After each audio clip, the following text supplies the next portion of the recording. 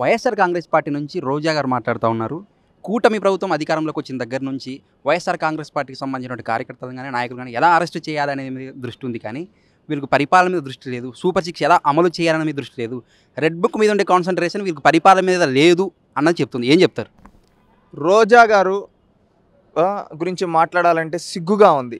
దిగజారిపోయి మాట్లాడతారు. ఆ మాట్లాడే మాటలు ఎలా ఉంటాయంటే సమాజం తలదించుకునే విధంగా ఉంటాయి. ఏంటంటే ఈరోజు రాజకీయ ఉనికి కోసం, పదవుల కోసం, జగన్మోహన్ రెడ్డి మెప్పు కోసం, టికెట్ను కాపాడుకోవడం కోసం ఈరోజు మాట్లాడుతూ ఉంది రోజా అని ప్రజలు అంటూ ఉన్నారు. ఇంకొకటి మాట్లాడుతూ ఉంది రెడ్ బుక్ అని. నిజంగా ఆ రెడ్ బుక్ అనేది ఉంటే నువ్వు మొదటి రోజే జైల్లో కూర్చో ఉంటావు నువ్వు చేసిన తప్పులకు. గుర్తుపెట్టుకో. ఈరోజు చట్ట ప్రకారంగా శిక్షిస్తే, తప్పు చేసిన వాళ్ళని శిక్షిస్తే రెడ్ బుక్ అని చెప్పి ఇవి నోటుకొచ్చినట్టు మాట్లాడుతూ ఉంది. ఈరోజు పోసాని కృష్ణమురళి ఎట్లా మాట్లాడాడో చూసావు కదమ్మా. అలా మాట్లాడే వాళ్ళని, కులాల మధ్య మతాల మధ్య చిచ్చులు పెట్టే వ్యక్తుల్ని సమాజంలో వదిలేసి నువ్వు ఇంకా కులాలను తిట్రా అని చెప్పాలా? సూటిగా అడుగుతూ ఉన్నాం. సమాధానం చెప్పు. చెప్పలేదు రోజమ్మ. ఇవేంటంటే ఈ విధంగా టాపిక్ డైవర్షన్లో మాట్లాడుతుంది. ఇంకొకటి సూపర్ సిక్స్ గురించి మాట్లాడుతున్నావు. ఈరోజు తెలుగుదేశం కూటమి ప్రభుత్వం సూపర్ సిక్స్ కట్టుబడి ఉంది. అదేవిధంగా ఈరోజు ప్రతి ఆడబిడ్డకి ఉచితంగా గ్యాస్ సిలిండర్లు ఇస్తామని చెప్పాం. ఈరోజు ఇస్తున్నారు. అదేవిధంగా మనం చూస్తే తల్లికి వందనం, అన్నదాత సుఖీభవ, అదేవిధంగా ఇంటింటికి నీరు, ఈ విధంగా చెప్పిన ప్రతి ఒక్క హామీ నెరవేరుస్తూ ముందుకెళ్తూ ఉన్నారు. అదేవిధంగా పెన్షన్ చెప్పినట్టుగా 4000 చేశారు. గతంలో మీరు నవరత్నాలు అన్నారు. ఆ నవరత్నాలు ఏమయ్యాయి రోజమ్మా? ఆ నవరత్నాలు మీరు చేయలేదు కాబట్టే ప్రజలు మిమ్మల్ని 2 చెంపలో వాయించి కూర్చోబెట్టారు. మీరు ఇంకా బుద్ధి తెచ్చుకోకుండా మీరు ఇదే విధంగా మాట్లాడుతుంటే భవిష్యత్తులో గుండు సున్నాకి తీసుకొని వస్తారు.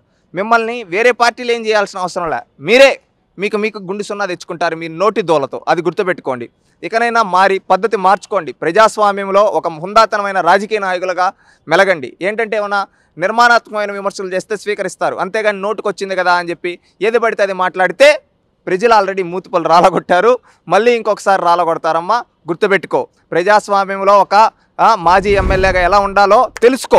ఎందుకంటే ఏదో మాట్లాడాలి, నాకు నోటి దోల, నేను ఏది మాట్లాడినా చెల్లుబాటు అవుతుందంటే ఎవ్వరు చూస్తూ ఉండరు. 40,000 ఓట్లతో నువ్వు ఓడిపోయినావు, అది గుర్తుపెట్టుకో. ఎందుకంటే 40,000 ఓట్లతో ఓడిపోయి అంటే నువ్వు గెలిచిన మెజారిటీలు ఎంతో, నువ్వు ఓడిపోయిన మెజారిటీ ఎంతో, అక్కడ ప్రజలు నేను ఏ విధంగా చీకొట్టారో ఒకసారి గుర్తు తెచ్చుకో. ఎందుకంటే ఈరోజు కూటమి ప్రభుత్వం మంచి చేస్తూ ఉంటే విషయం చిమ్మడం కాదు. మీరు సూటిగా అడుగుతున్నాం రోజమ్మ. ఏంటంటే నువ్వు ఒక సూటిగా సమాధానాలు చెప్పు దమ్ముంటే. ఏంటంటే గతంలో జగన్మోహన్ రెడ్డి 1000 రూపాయల పెన్షన్ పెంచడానికి 5 సంవత్సరాలు తీసుకున్నాడు.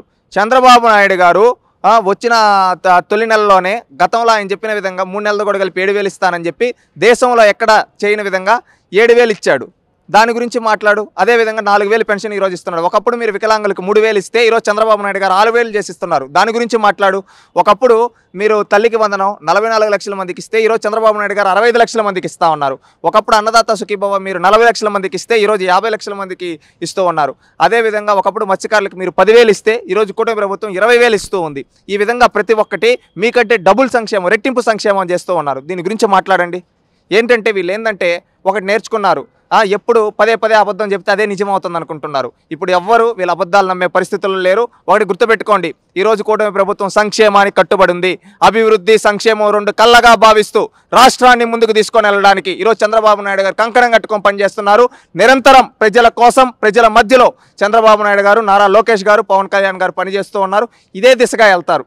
ఈరోజు రాష్ట్రంలో ప్రతి ఒక్కరికి సంక్షేమ ఫలాలు, అభివృద్ధి ఫలాలు అందిస్తూ రాష్ట్రాన్ని సంస్కరణల వైపు తీసుకొని వెళ్తూ రేపు రానున్న తరాలకు కూడా అభివృద్ధి ఫలాలు అందించే విధంగా ఈ పరిపాలన ఉంది. మీరేంటంటే ఇకనైనా నిజాలు తెలుసుకొని నిజాయితీగా నిజాలు ఒప్పుకొని కూటమి ప్రభుత్వం సహకరిస్తే ప్రజలు మిమ్మల్ని నాయకులుగా గుర్తిస్తారు. లేదు మేము ఇట్టే మాట్లాడతాం, విష ప్రచారం చేస్తామంటే భవిష్యత్తులో గుండు సున్నా ఇస్తారు. అదేవిధంగా మిమ్మల్ని రాజకీయ సమాధి చేస్తారు. గుర్తుపెట్టుకోండి రోజా గారు. Please subscribe to Leo news for more videos.